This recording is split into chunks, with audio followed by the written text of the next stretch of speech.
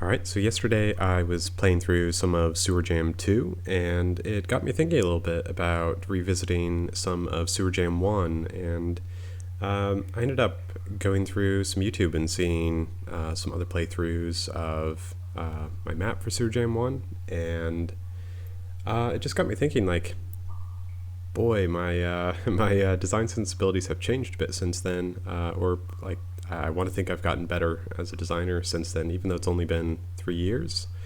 And I thought it might be fun, or at least like maybe useful for me personally to go through the map and kind of try and process those learnings. I'm going to play with music off. I've had issues in other videos of my audio balance being out of whack, so hopefully it's okay. But we'll see if I mess it up again.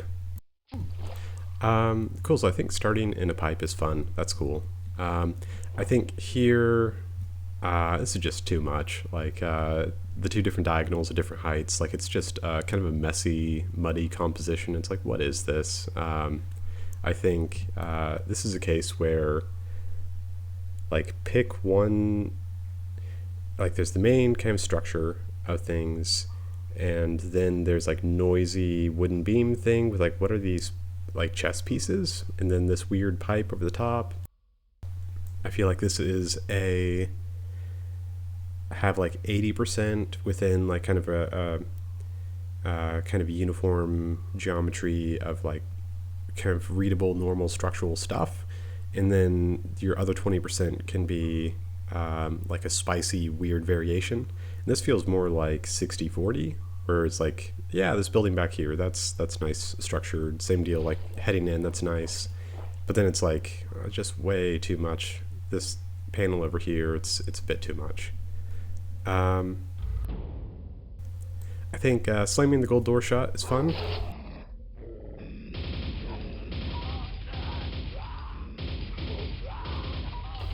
I think it's not actually a gold door is how it worked.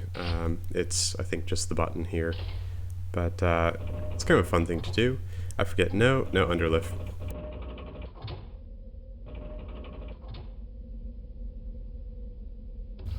And I think what I was going for here is kind of like set the tone, do kind of a lightweight exploration thing. But like it's so hard to do that well in Quake. Like there's just not a very robust tool set for that kind of stuff. And of course, like there's been multiple explore jams, multiple like platforming focused jams. There are ways to do it. It's just you know, doing this little loop around and pushing a button would have been boring on its own, so I throw in a couple enemies, but it's not enough enemies to be really a satisfying fight either. So it's just kind of a weird yeah, it's weird. Because like this ends up really a door fight where like I see these guys, I can back off and I can just fight them as they come around the corner. I think a better version of this fight, which I think we'll see later, is like if I actually fight around these weird pillar things which have weird collision. Yeah, because you step up on them. Yuck, that's bad. But like fighting in this space, a lot better. But enemies are weak enough, and all that it's really not needed. I think other thing that's maybe going to be kind of interesting through line to talk about is the different light sources that I was using. I was thinking a lot about how Dishonored has kind of different visual languages around the different light sources. And I was thinking about, like, very consciously, how do I get light to kind of spill into the space? But I think I've gotten better at actually doing moody lighting. I think I've probably got some fake bounce lighting or some fake fill lighting in here to kind of fake it. And like as a result, if this is supposed to be a floodlight, like I should have done like an actual angle here, or even like create like a shadow card with you know, like a barrel or something where it's creating a sharp shadow against this. Yeah, this is totally a fill light over here, so I'm probably doing the same over there. And to be clear, it's not that fill lights are bad. It's just like it's generally necessary to do fill lighting. But like if the idea of this ends up feeling more like a space heater. It's just kind of got like an ambient glow to it rather than like a floodlight, which I think is what I was actually going for. So another thing here that's really weird is generally with water treatment, you do sometimes have weirs, where there's like a transition between two water levels, and you want to be able to self-regulate within some threshold of flow. And this isn't how you do that. Like this is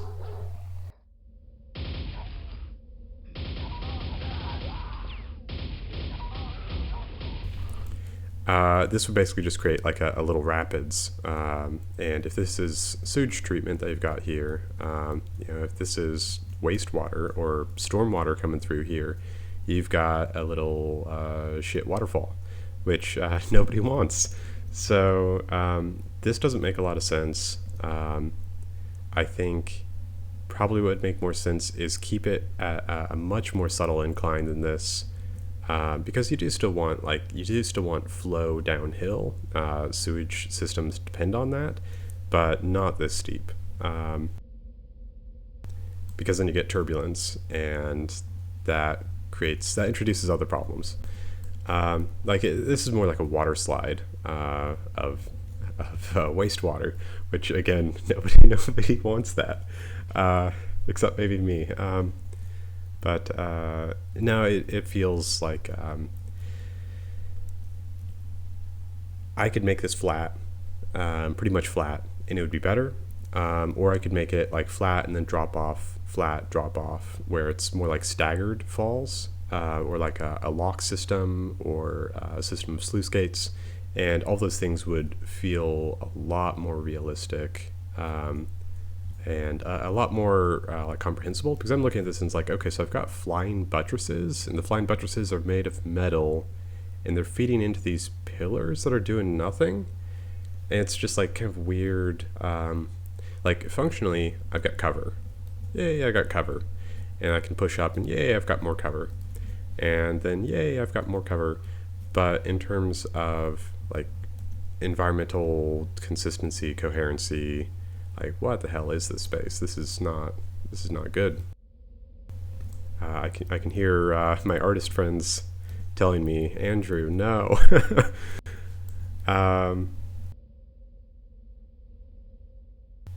think also, like I think in my past, I think I've gotten better about this now, but I think it's really easy to get scared of like when you're blocking out a space, and it's like, wow, this looks really flat. This is going to be boring as hell.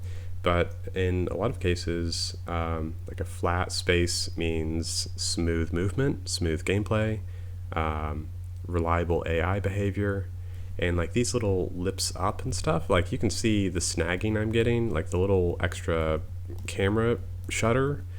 Like this map is just filled with that kind of stuff, where it's like, no, you don't need to do that. Like even with the new map I did for Sewer Jam 2. The start area, rather than having like the step down and step up of like a trough, I have a series of pipes, and then it's just player clip across the top. So it's totally flat in terms of player collision. Visually, it's still interesting, but it's a lot better for gameplay. I think also like what is going on with the enemies here. I think the idea is still kind of a so this was an idea I was exploring with my second Quake map, Simplex, where I wanted to do some of the kind of Last of Us style explore. You've got enemies patrolling, you deal with the enemies, you explore some more, just this kind of sense of kind of slowly teasing apart a sense of the space. But I think it just doesn't work with these enemies.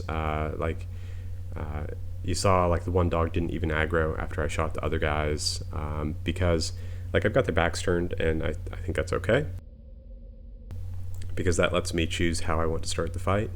But as soon as I attack one and the other one's just totally ignoring it, it feels like, okay, no, this is just bad. And also like again, Quake 1 doesn't have a lot of those systems for the kind of stuff. Like the Last of Us comparison is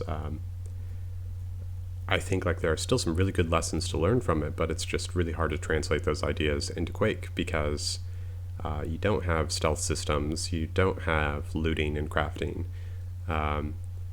If I see enemies, I'm going to run at them and fight, or I'm going to just start shooting and back away and hold a corner as they're pushing me. I'm not going to, try and isolate one at a time and, get a 5-minute gameplay beat out of it. This ends up being like a 5-second gameplay beat, and it feels kind of empty. One thing that I do like here, the player can probably infer, because the gold key, that they'll be coming back through this area. They'll need to open that door eventually. And that makes kind of a fun choice here. Like, okay, do I blow this up now and deal with these guys? Not a real threat. Or do I save it for later, where maybe there will be another fight? It's no guarantee, though. So it's kind of a weird... I'm not sure it totally works, but it's still kind of a fun idea. I think another example here is like... again, this is just me being... you can see it with like the slopes and some of the detailing stuff. It's like just my approach to creating detailing in the environment is in kind of a... I've done it in such a way that it creates a lot of little gameplay snags and just doesn't feel as good as it should. It's nice to have the visual detail here. It's nice, but like if these were hard enemies, if this was a shambler, let's say, I'm trying to dance around this pillar, it's like, yikes, that's no good. And it's like, what is this like really subtle, that's like a 1x8 slope, what is that doing? Visually it's subtle enough that it's hard to even anyway. So now this section I do feel pretty happy with still. I think thematically, like, what are these pipes doing? It's a bit incoherent. And again, gameplay, we've got like these weird slopes that aren't how actual water treatment works. And we still have like this super obnoxious like snagging as you step up and out of the sewer here, along the slopes especially. And like if I were to rebuild this now, I would have these pipes all feeding in the same direction. So up, right, down, instead of, or like along the length, instead of just like randomly into the wall and randomly into the floor. I would try and like reinforce the sense of direction coming out of this tunnel instead of kind of fighting against it. And again, like if we're talking like 80-20 rules, this is like a 60-40 of like 60% is the main tunnel, but then I've got 40% of these like weird pipes totally fighting against the visual language of the main tunnel. I do think like what works here, because I said I actually like this space and now I'm tearing it apart, what does work here is the lighting and also the zigzag pattern. I think the zigzag pattern would work a whole lot better if it was all flat. I do think like the slight descent down here in the fog, like that feels pretty nice. But the kind of zigzag, and if I wasn't snagging on the floor it'd be so much better. But zigzagging back around these I think works great. And the way the lighting, it's not so much that it draws the eye as like, it's hard to miss this visual information here that like, oh, there's a locked door here. And same deal, like, oh, there's something there. Probably I would make the bars thinner so it'd be a bit more obvious there's a key down there. I might also do like a flickering light or something like that to like really make it pop. Maybe even better if there's a light source behind it, so it was backlit. That might drown out the gold though, so it's kind of hard to say for sure. But I do like, I think I could probably do a better job of it. Like I could have tucked it back here, but I do like the fish hook. It's kind of like a blind corner here, I think is maybe a more accurate term for it. In the playthroughs that I've seen, like the idea here is that you would pass it and not even notice it. You see the key, it's like, ah, damn, turn around, and then you see it. And I think the corner is not quite deep enough, and it's not quite sharp enough, and you end up seeing it, and you end up checking this before you check the gold key, and that really breaks the intent here. That's kind of an unfortunate thing. I think the way to do it would just be like pull this a little bit deeper, make this corner a bit sharper, maybe even add like a cover box. I did this much better in Sewer Authority earlier this year with the area by the gold key door, where I wanted the player to see the gold key button before they saw the route into the area with the gold key. because it's kind of tucked around some crates. So here,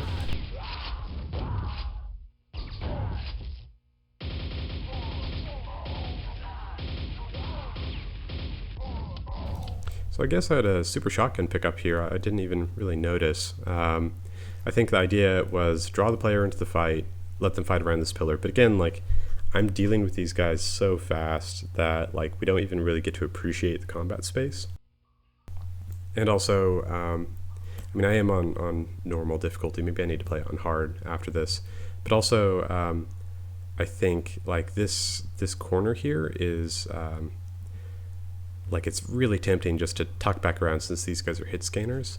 I think like easing this corner a bit more, basically take this whole space, push it back 128, and to the left another 128. I know that would create problems for other parts of the map, but basically like give me a deeper pocket here.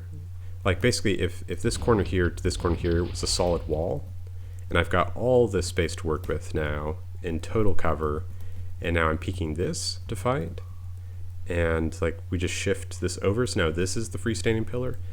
I think that would just be a lot more gracious, a lot easier to actually fight the way I want to, and not this like fight from a corner thing here. I think also like if I do want the player to fight around this pillar against hit scanners, just given the speed of Quake, I probably need to get rid of this nonsense little like 1x8, maybe it's even a 1x16, but this minuscule slope, because I might get shot. Much better to just have like a clean, simple, flat cover object to work around. I like how this space feels. I think this one's fun. It's a little bit weird thematically, like what is this chamber? We're gonna see this throughout the map, so maybe let's just do it now and then I won't bring it up for the other ones. But like, what is the function of this chamber in parallel to, like, if this is the main kind of drainage tunnel, then what is this other kind of tunnel shaped space? What is this doing? Is that pipe actually connected? No, I think it's not quite. I was about to be impressed with myself. But I think also here, I think there's a little bit of the fun that I was talking about with the lights, where it's like, ooh, okay, so we've got the warm lights, we've got this kind of cold spotlight thing going on. Again, I think like I've gotten better with the lighting to create better sharp shadows, because I feel like this isn't popping quite as strongly as I'd like. And this ends up feeling like a weird kind of space heater thing. I feel like probably would have been better to use like candles. I know it doesn't make sense in a sewer because of the humidity, but like, or like a lantern like they do in Dishonored. Something that's very clearly like a human, like a, I don't know, natural's not really the word for it, but something warm as opposed to like this kind of cold electrical lighting, even though it's not actually cold. So I think here with blue key, my thinking was, you've already won the fight, so let's not do a reinforcement wave. I think I even had a version where there was a reinforcement wave, but then I started to run into that problem that I've talked about in other videos of like, I forget that I even got the key, and then I lose my sense of intentionality. So I think, yeah, there they are. But I think previously I had them actually feed into the room.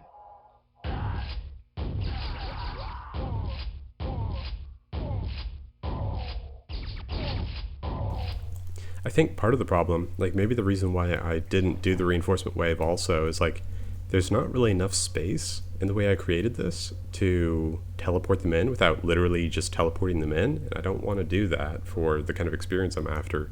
So this is another spot where like if I had more buffer space here, like if that wall extended out here and this whole space was shifted over, then I'd have this big pocket where I could spawn more enemies, or I could have a monster closet open. There are things I could do that right now it's just way too tight to actually do. But I think like this space, there's a way to fix it up. I don't know what the moat's doing here. The monsters still cross. It just kind of makes the AI behave a little bit more erratically in a way that is weird. I guess like thematically it's appropriate to have it, but it feels a bit weird. I think Probably I would do something closer to like what I did with my new map, where this is deep enough that the AIs don't try and cross it, and then you have a bridge or two across, and those become like the clear kind of danger paths that the enemies can take, or like the threat vectors that you have to worry about.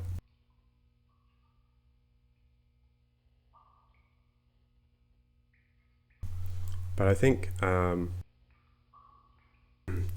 like I'm mainly using tech enemies at this point, like enforcers and grunts, but like I think a shambler fight here could be fun if you could make sure that the player isn't going to fight from here. If you can make sure the player's going to be here and you're fighting a shambler at the same time that there are like knights pressuring, because then it's like, oh, probably I need to deal with the knights, because if the knights get close enough, they're going to push me out of cover, and then that shambler becomes a much bigger threat. So it probably becomes deal with the knights, deal with the shambler. Instead, this is just like I just chew through them so fast that I don't even think about it. I don't even, like, it's just easy. But cool, on to the next. So I think from kind of the gameplay gimmick side of things, this is like one of the two big ideas in the map. This idea of pressure plates. And I feel like the two big kind of gameplay hooks, I don't really make either of them work, and it's kind of a shame. I think like the fun idea here that's explored way better in the new in-level Forterra is like you're spawning in monsters. Let me deal with this guy.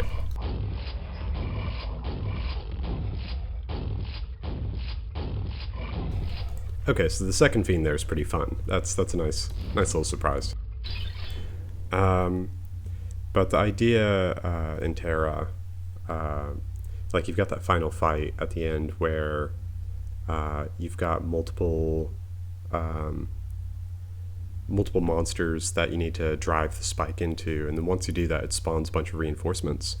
And I think that's it creates this fun tension of like, do I intentionally spawn as many enemies as I can and then try and use AoE damage and quad damage effectively, or do I do kind of a slow and steady strat and just kind of work through it one at a time? And I think that's there's kind of a fun like, how big of a gamble can I afford to take? I think that's really fun, and I feel like there's a version of this where I could do that, but this isn't it. I mean, I think also like this is kind of a tutorial for like, hey, this idea is going to come back later, but also it's kind of a boring tutorial, and I'm not sure that the players fully get it. Pressure plates are really weird. You don't see a lot of, like, you see like one off, you step on it, it's locked in place. You don't see a lot of you have to keep standing on it to do a thing. I think maybe a better version of this would be like you have to stand on the circle to make progress towards opening the exit, and while you're standing in the circle, infinite monsters just keep spawning and spawning and spawning. So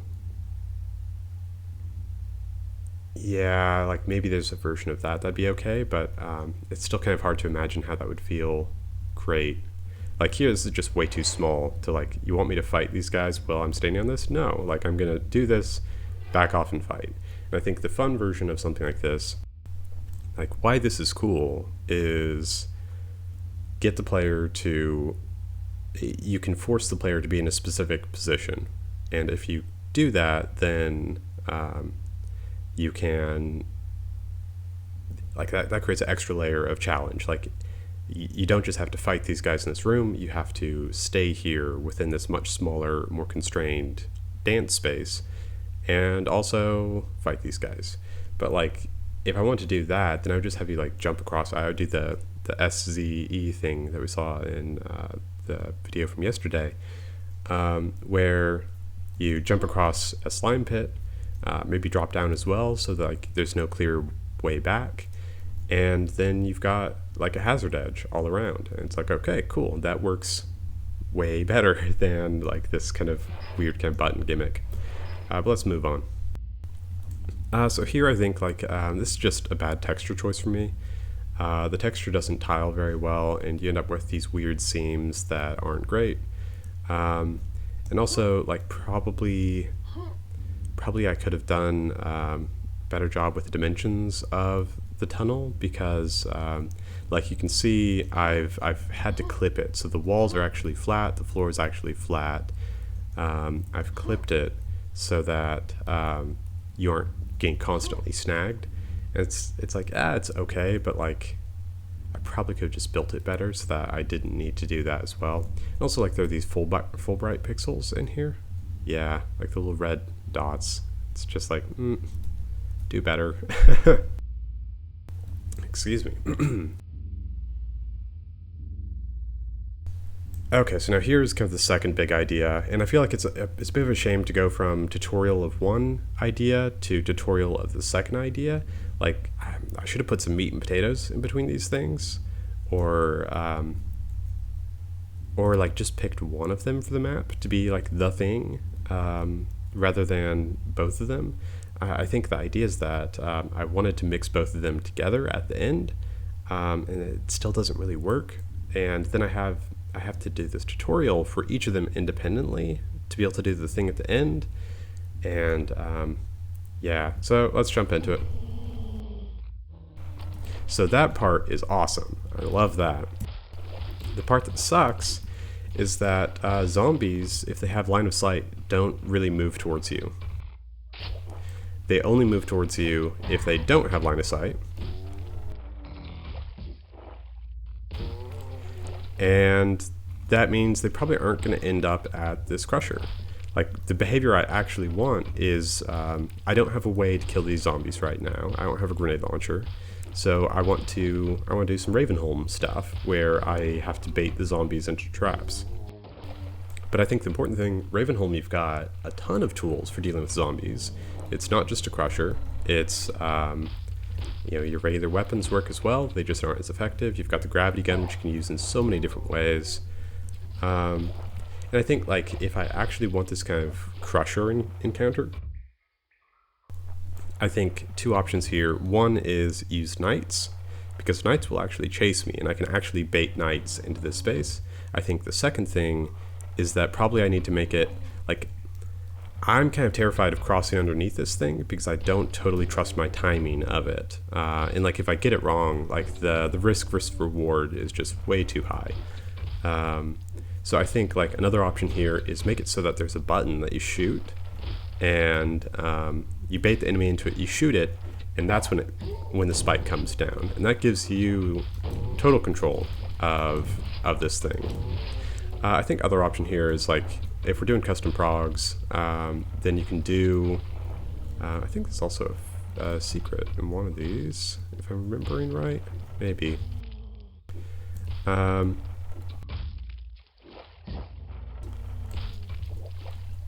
feel like there's a secret here somewhere. But if we're doing custom progs, we can do melee zombies to kind of solve this problem, sort of.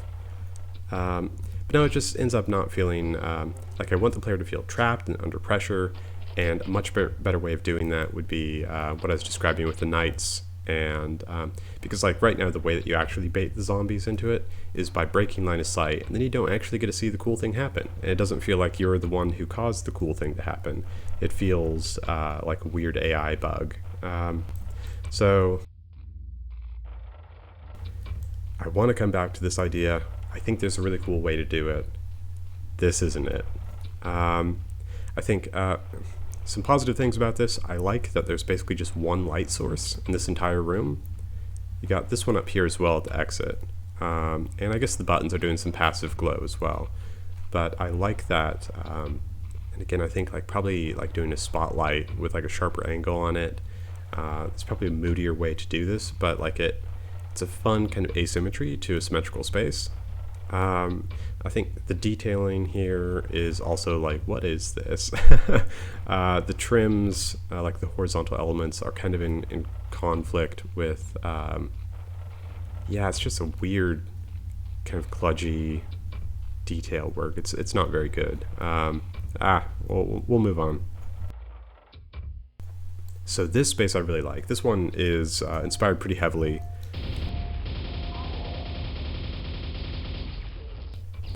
by Dishonored.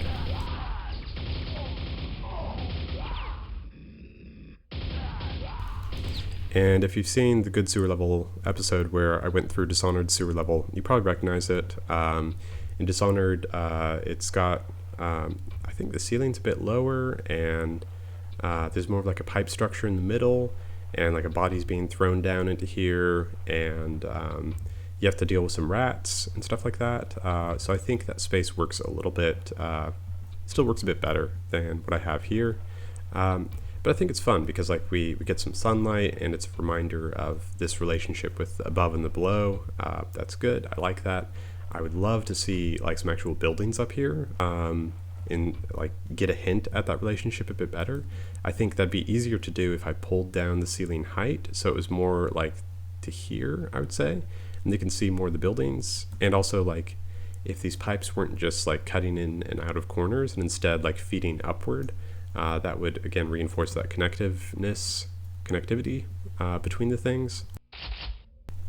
I think also to earlier points about I'm doing a lot of just like random like height variation stuff of like I get the idea is like if this sewer was actually at full capacity, then you'd have sewage up to like here, and you'd be splashing around and then stepping up and splashing. And probably I don't actually have water in here because we didn't have, or at least we didn't know about the way of doing lit water surfaces. And like probably I had it in here and it just looked awful because it was full bright.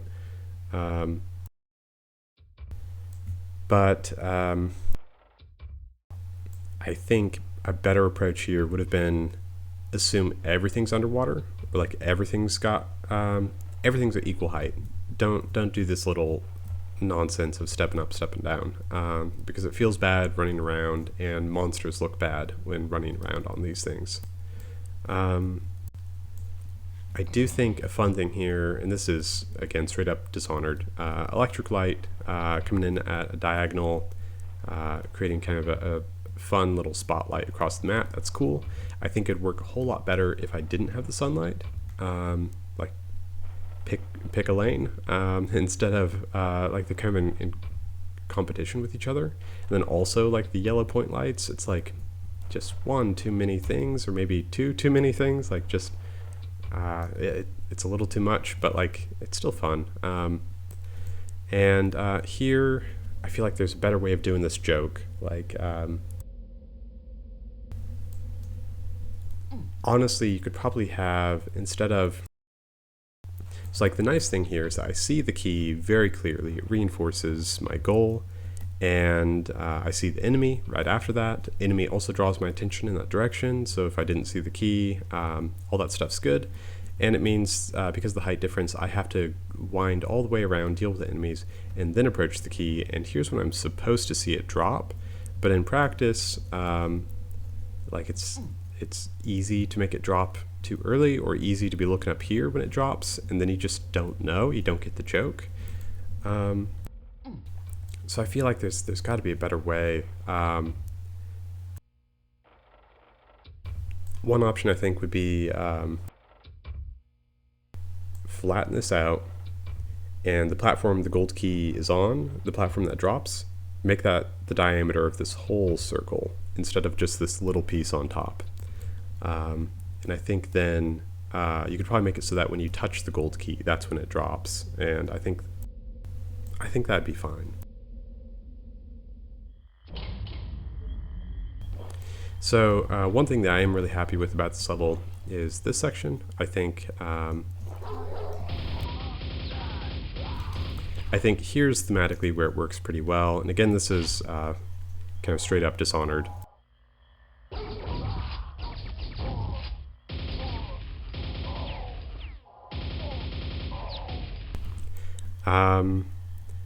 The combat isn't very meaty. Like, you burn through them pretty fast, which means you don't end up actually spending a lot of time in this space, and that's unfortunate.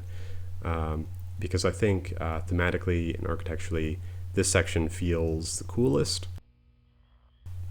But also it has still a lot of that problem of like, you can snag, you're gonna like ramp up these things slightly. There's a lot of just, if you want solid gameplay, this isn't the kind of space for it. You're going to end up having a lot of little fiddly things that you're clipping on, and it's not great.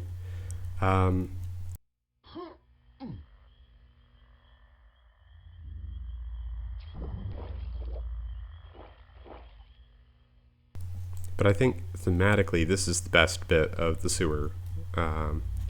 This is the bit that feels like, okay, there's something really old. Like, I'm now way, way deep beneath the city above that I saw a glimpse of. And this space is old. And I think that's fun. I kind of wish I'd done a bit more with this, because now from that, we're straight into, here's a fun light. Like, that's more of what I'm talking about with these lights. But now it's back into kind of abstract, weird gameplay space of like crushers that are, what are these crushers doing?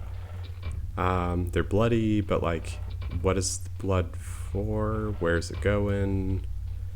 It's very abstract. I think also, so like here again, the idea was I want the player to stand on this and have this kind of gamble of like, how many buttons do I risk pushing?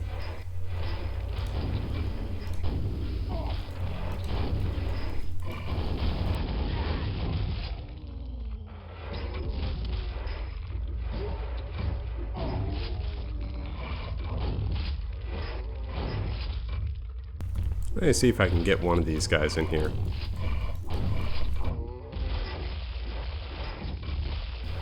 Nah, it's not looking like it.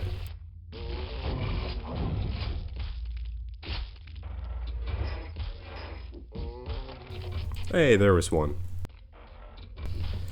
So, yeah, like that ought to be like the high difficulty spike. That ought to be the kind of big, wow, hard challenge, memorable encounter moment. But man, that ends up feeling flat. Like it just, boy, it didn't work there. I think.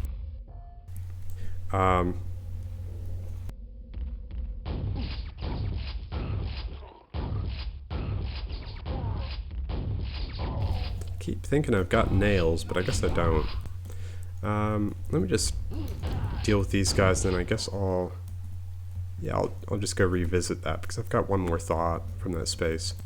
One thing is that like there is kind of an assumption within the Quake community that you should be able to 100% level, and that means that if you have zombies and you don't have a way of actually killing them, that's bad design. But what I've done here is I've had a lot of zombies that you can't kill because I want you to use the crushers. I guess I have this open up later. I forgot about that. And then I give you the grenade launcher after, where you have to do this weird backtracking thing, and it's like it becomes a chore, and like it's just not great. Again, like I think the way to do this, well, first, like I've seen a couple too many playthroughs where somebody sees this space, they spawn the enemies, and they back out here, and the fiends can't get in here, and it ends up being a door fight. It ends up being the exact opposite of what I want. Like, I want this dance space, and part of it is like this dance space is just way too small to dance in effectively. But yeah, it just sucks. I feel like, again, the way that SZE is, the way that he did, or they did, I don't know the gender, the way they did their map was a lot better with like the jumping across slime, and then you're kind of cut off from a retreat, and that kind of forces you into the space, because really all I want here is one, the players gambling about how many enemies they can deal with at once. Two, the players trying to draw the enemies into crushers. That doesn't really work right now with these enemy types. It would work with knights. It would work better if I had more control of the crushers. And three, the player needs to deal with all of this before they can get out of here. They feel trapped for a period of time. And in practice, none of those three goals work. You back out of the room, you just shoot the fiends that can't get to you, you ignore the zombies, you don't use the crushers at all. Like, the crushers are really only here to discourage you from dancing. Like, you don't end up using them to bait enemies. It's more like, I'm afraid to backpedal right now because what if this thing's going to crush me? And so I feel like there's something here that I really want to work, because I've taken a crack at this idea a couple different times and I just don't have it yet. But enough of that. Back to the surface.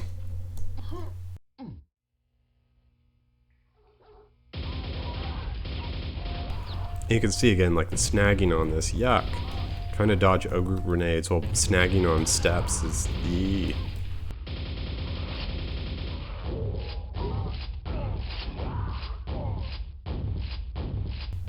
So one thing I do like here is I like the idea that while you've been down in the sewers, the enemies have sent reinforcements. That's something I've seen in, well, like Half-Life does it, Half-Life 2 does it, Uncharted does it a whole bunch. I think it's fun.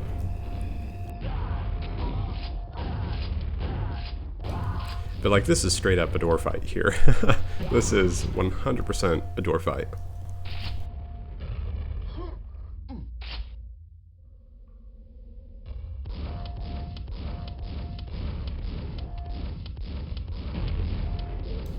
And a bad one too, because like, again, snagging and like, oh, no, yeah, ooh, bad.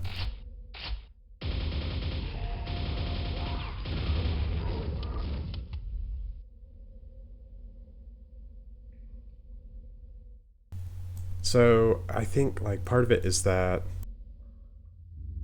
well, part of it is that you can do this as a quad run. If I'd seen that quad earlier and if I'd snagged it, this could all be like one big quad run back to the surface, and I think that's probably what I intended at the time. But and that makes it a little bit better. But still, it's like if I've got these pillars, these totally abstract, non-coherent, incoherent pillars that like thematically, what are these doing? Architecturally, like what they look like chess pieces or like giant, I don't even know. If I wanted the player to fight around these, which I should, because like what else are they here for if not that, then I needed to be able to draw the player in more, so I could have this sluice gate be like in parallel, have more openings, or just have the whole thing on a 90-degree angle from this. So like I go through the sluice gate, I turn the corner, and then it's the combat space. And I've got that buffer I was talking about with that earlier encounter. So buffer, now combat space, rather than at the door I've got ogres raining grenades on me, giving like such constant pressure here that even if I want to fight in here, I'm probably going to take a ton of damage doing that. I've got all this hidden information where it's like enemies could be around these corners, and like I'm just, the layout here is screaming at the player like, hey, don't take the risk, play conservative, don't peek through the door until you kill all these guys because you're gonna die. And that's the exact opposite of what I actually want for, or what I ought to have wanted. I don't know what I actually wanted at the time. It's been 3 years. Yeah, it feels unfortunate.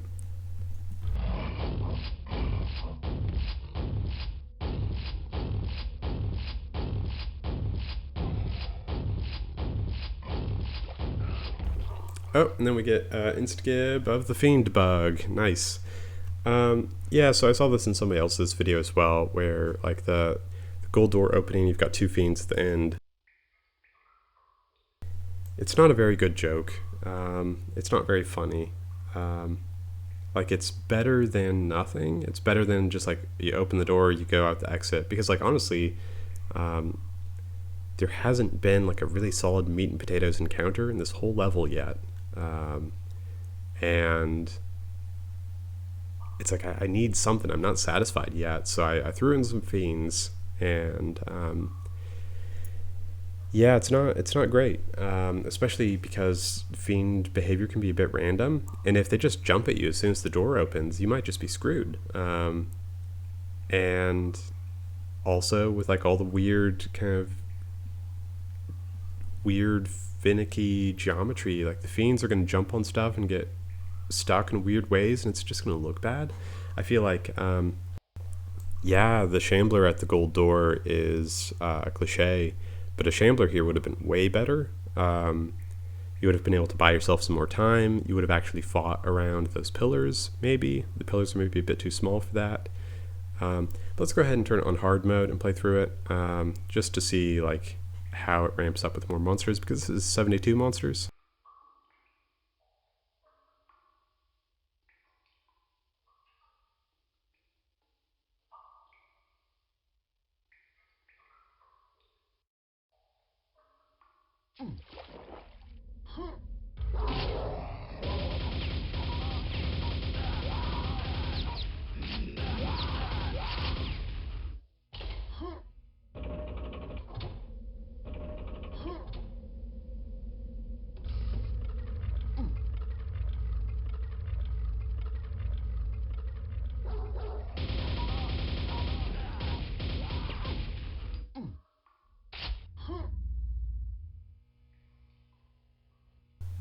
Yeah, so it looks like I only increased the total monster count by 6.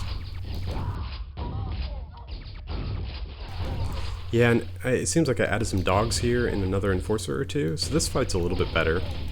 But I think the problem is, without more buffer space, those dogs put a lot of pressure on, and like it's really tempting. As soon as those dogs are up in my grill, I'm gonna just back out and fight them one at a time, and then like re-aggress. And that's not good. I think more buffer space would have helped, and also, again, like if this moat was deep enough the monsters couldn't cross, and they could only cross at certain points, that would be able to, I'd be able to better anticipate when the monsters would be up in my face.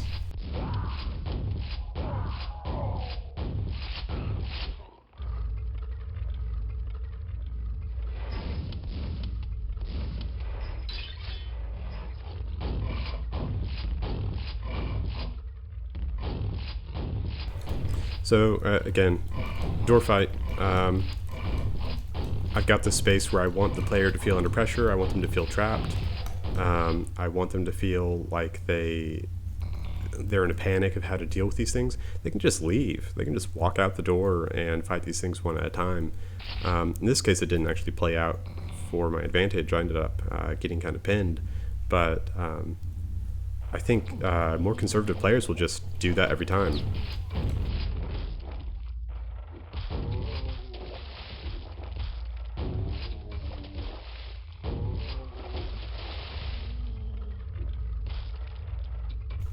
And like here, the idea of the slow opening door is like, oh, I'm still under pressure. I need to, I'm scared these things are going to catch me. But the zombies don't behave that way. That's not how Quake zombies work.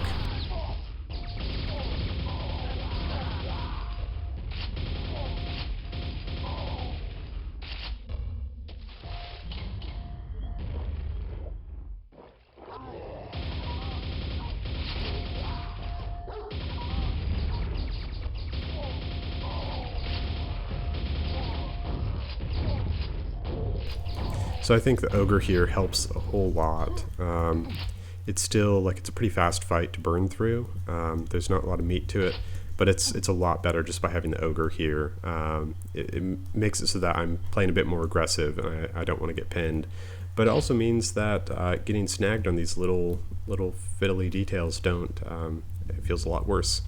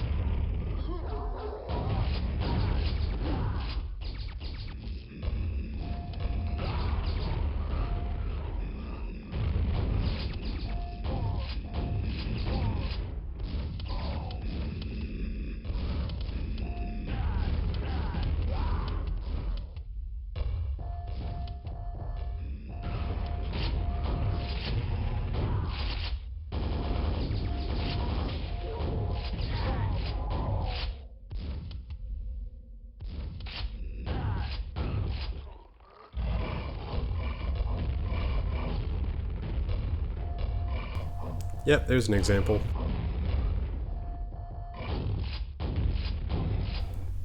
Yeah. Yeah, so I think overall, well, I guess the last note is that then for an ending, because again, I was thinking a lot about like the relationship to the city above the sewer and how these things are connected. I was thinking like, oh, okay, well, you ascend and now you go up into the rest of the city, and that's the level exit.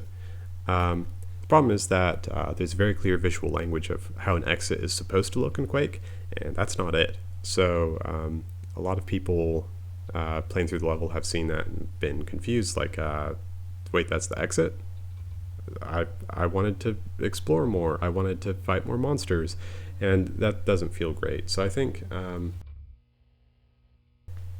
like to encapsulate all of this, one of the big points of feedback here for my past self that I feel like I've learned in the years since is that there is a long tradition to how to do a good Quake map, and ignoring that tradition, or if you want to subvert that tradition, you need to know it. And ignoring that tradition or trying to inject other games' traditions, I think creates a lot of challenges that, again, like you need to know it to subvert it, because otherwise you're going to stumble into mistakes that you don't even really realize are going to be mistakes. So I think the kind of exploration beat stuff, not really working. The ending there, not really working. The kind of Ravenholm style Crusher stuff. I guess it was Halloween Jam after this, and my Halloween Jam map did it a little bit better. I think that was the same year. I might be mixed up, but like I still don't feel like I've got it quite right. And in some ways, I've just kind of stopped trying to do that stuff in favor of just doing more classic meat and potatoes.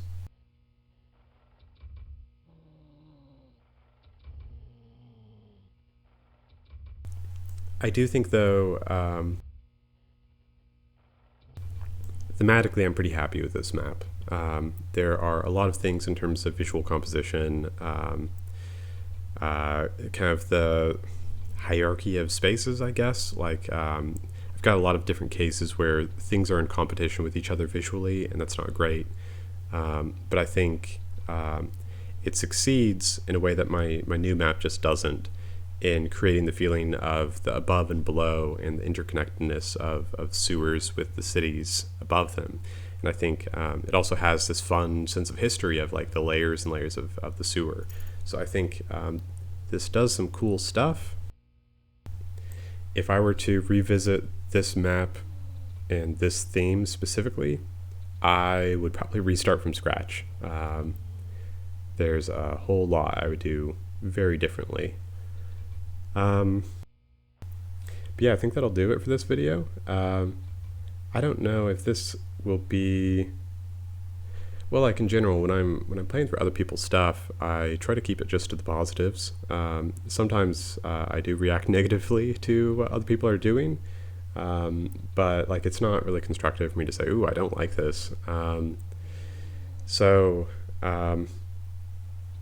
in a way, this has been playing through and criticizing my own map has been a way to maybe have some catharsis, or like get the negative out of me, of like let me just tear something apart, and it's okay because it's my own work. So yeah, hopefully that's useful for you as well. But yeah, that'll do it for this one. See ya.